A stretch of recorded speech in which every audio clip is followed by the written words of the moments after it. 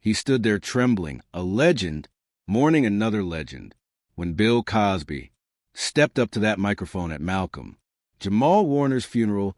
No one expected what came next. Tears streamed down his face as he revealed a haunting truth, something the world had never heard before. And in that moment, even the cameras couldn't capture the full weight of what was said. But what did Cosby say? And why did his words leave even the strongest in the room speechless? The bond between Bill Cosby and Malcolm-Jamal Warner wasn't just something created for the cameras. It was real, personal, and built over decades of love, mentorship, and shared struggle. From the moment they met on the Cosby Show, Malcolm wasn't just a co-star. He became like a son. And when news broke that Malcolm had suddenly passed away, the world gasped.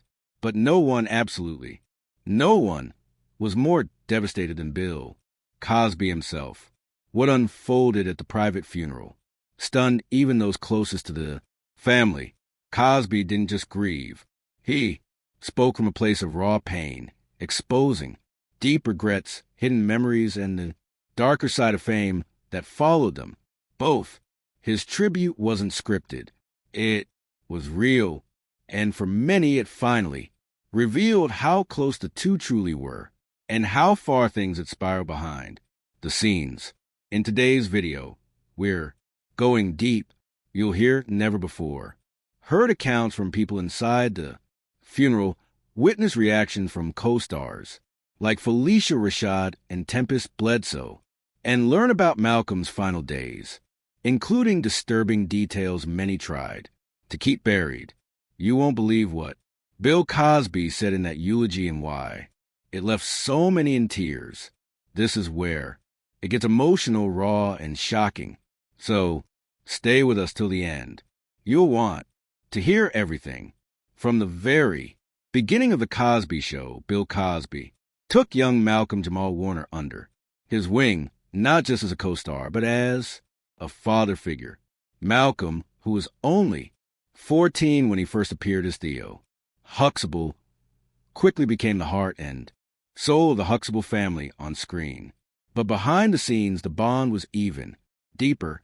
Insiders from the set often describe how Cosby would spend hours with Malcolm after filming, teaching him about the television industry, personal branding, and perhaps most importantly, how to carry himself as a young black man in a world that often doesn't forgive mistakes.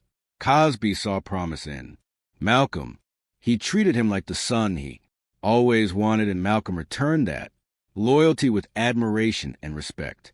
In a 2012 interview, Malcolm even said, "Bill taught me how to be a man, not just how to act like one on TV." But as the years went on and scandals started to surround Cosby, their relationship was quietly strained.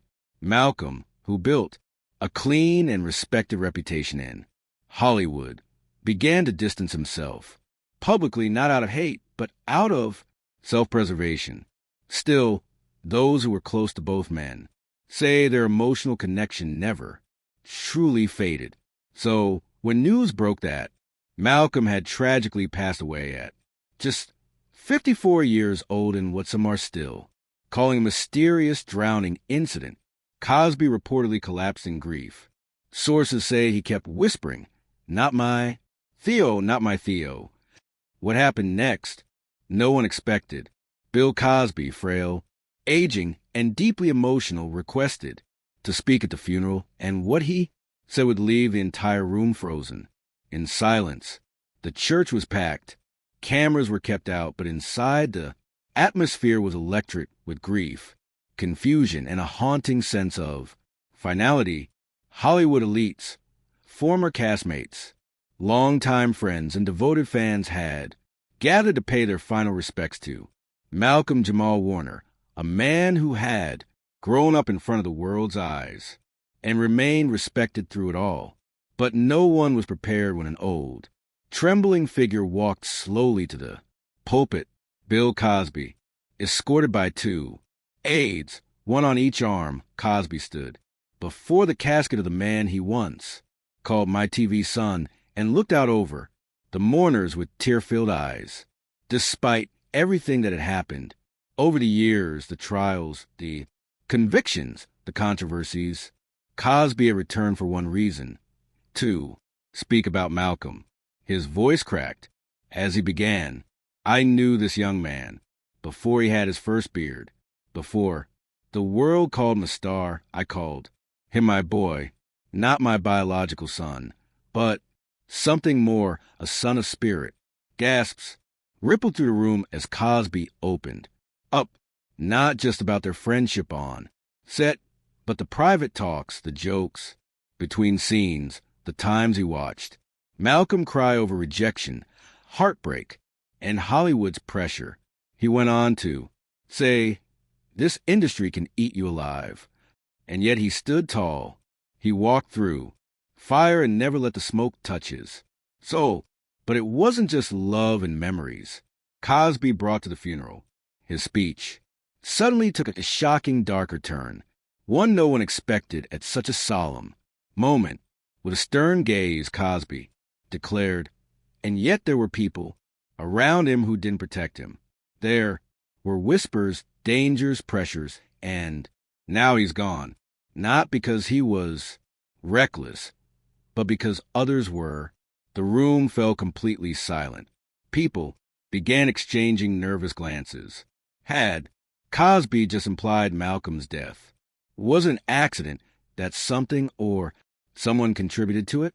Even Felicia Rashad, seated in the front row, reportedly dropped her head and closed her eyes tightly as if to brace for what came next, and then Cosby ended with one final line. Theo, wherever you are now, forgive us. We couldn't save you. Tears flowed freely, even the most composed in the room. Actors, executives, pastors were seen wiping their eyes. But beyond the grief, a deeper emotion lingered. Suspicion.